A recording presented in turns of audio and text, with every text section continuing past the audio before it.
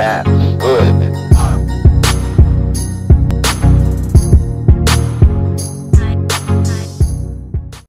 Salut à toutes et à tous, on se retrouve pour la première vidéo de la chaîne Décisionnaire.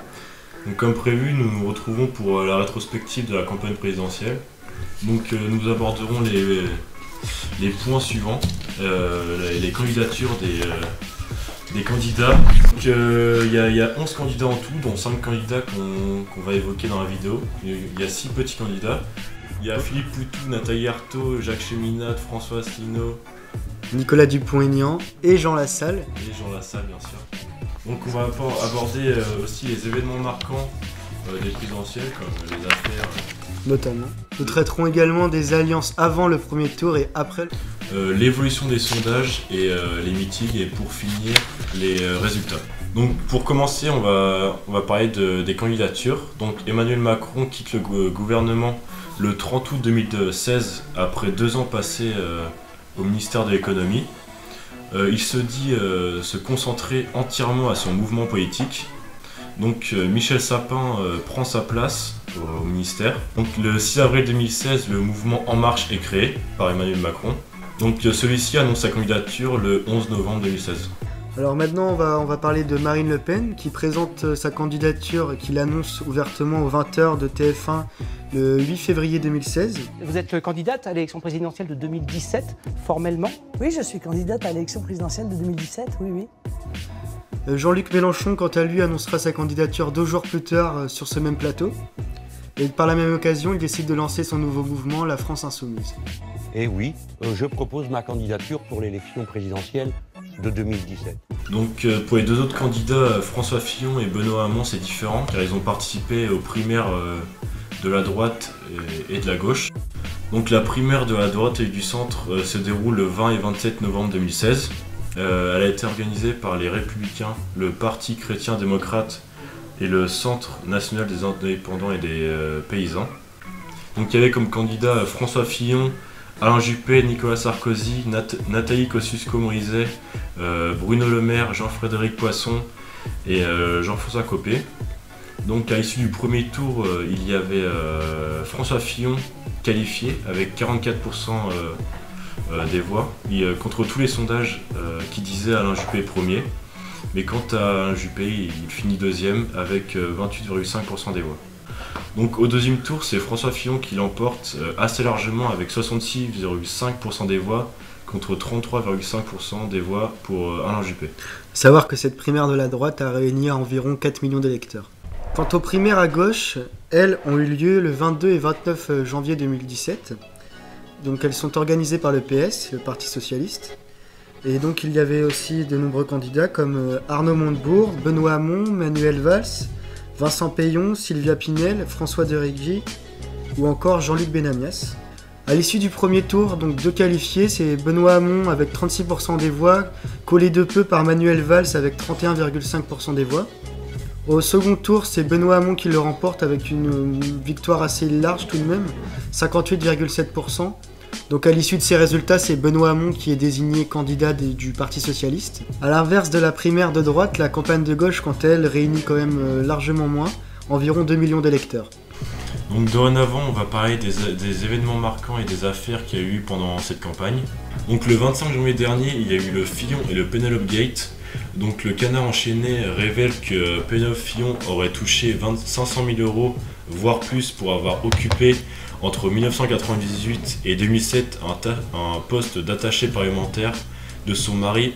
Or, elle n'aura jamais réellement travaillé. De plus, ses enfants ont également été employés pour des sommes très importantes. François Fillon a été mis en examen le 14 mars pour détournement de fonds publics, accusé de complicité et recel de détournement de fonds publics, complicité et recel d'abus de biens sociaux, et manquement aux obligations de déclaration à la haute autorité pour la transparence de la vie publique. La seconde affaire marquante, même très marquante de cette présidentielle, c'est l'affaire Le Pen, avec l'histoire des attachés parlementaires européens.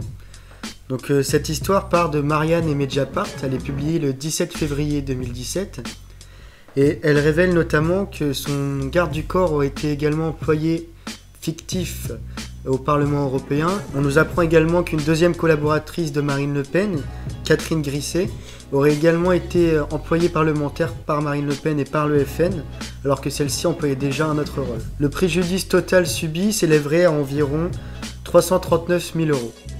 La présidente du Front National, Marine Le Pen, aurait déclaré à l'OLAF, donc l'agence antifraude européenne, qu'elle aurait en effet embauché fictivement son garde du corps qui s'appelle Thierry Légier. Elle se serait justifiée en disant qu'elle aurait fait cela pour régulariser les salaires et les charges non réglées.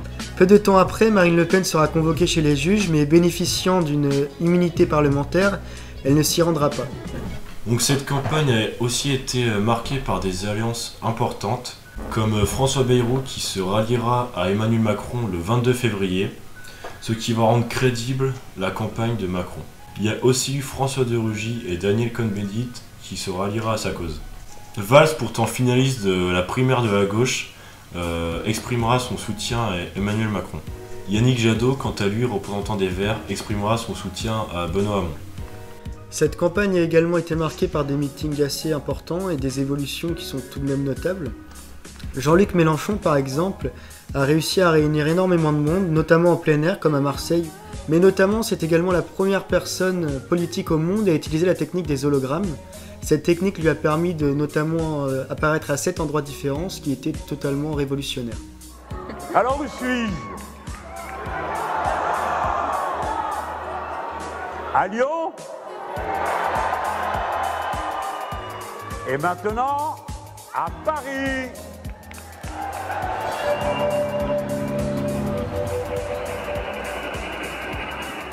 Les autres candidats, quant à eux, réuniront aussi pas mal de monde, mais resteront dans leur meeting un peu plus traditionnel. Donc maintenant, on va parler de l'évolution des sondages pendant la campagne présidentielle. Donc Fillon, suite à ces affaires, chute dans les sondages très violemment. Macron reste constant et connaît une forte augmentation après le ralliement de François Bayrou. Le Pen reste haute tout au long de la campagne présidentielle dans les sondages. Mélenchon connaît une croissance permanente et dépasse même largement Benoît Hamon. Hamon connaît une descente importante au fil du temps. Et cela s'explique notamment par le débat qu'il y a eu où il n'a pas été très performant. À la fin du premier tour, aucune surprise, les sondages avaient raison.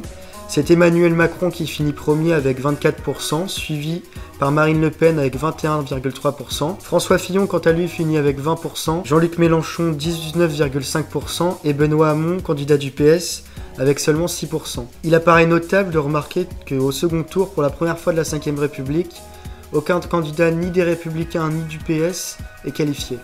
À la suite de ce premier tour, c'est donc Emmanuel Macron et Marine Le Pen qui sont qualifiés pour le second tour. Pour ce second tour, il y aura notamment de fortes alliances. Une des plus marquantes reste celle de Nicolas Dupont-Aignan à Marine Le Pen. C'est la première fois qu'un gros candidat ayant obtenu au moins 5% des voix s'allie au Front National. Pour remercier ce dernier, la présidente du Front National lui promet une place de Premier ministre si jamais elle venait à l'emporter. Mélenchon, quant à lui, décide de ne pas se prononcer et fait appel aux insoumis. Plus tard, il annoncera tout de même qu'il ne faut surtout pas voter Marine Le Pen. Quant aux autres gros candidats, tous se rallieront derrière Emmanuel Macron. Marine Le Pen, donnée largement vaincue pour le second tour par les sondages, elle voulut se rattraper par le débat d'entre-deux tours, mais celle-ci s'y loupe pas. Le dimanche 7 mai 2017, les résultats tombent. Emmanuel Macron obtient 65,8% des voix et Marine Le Pen obtient 34,2% des voix. Emmanuel Macron l'emporte et devient le président de la République. Pour finir, nous dirons que cette campagne présidentielle 2017 a été assez agitée, notamment à cause des affaires telles que le Penelope Gate. François Fillon, par exemple, était donné largement gagnant de cette présidentielle à la suite des primaires de droite, et cependant, il se ramassa totalement et il ne fut même pas au second tour.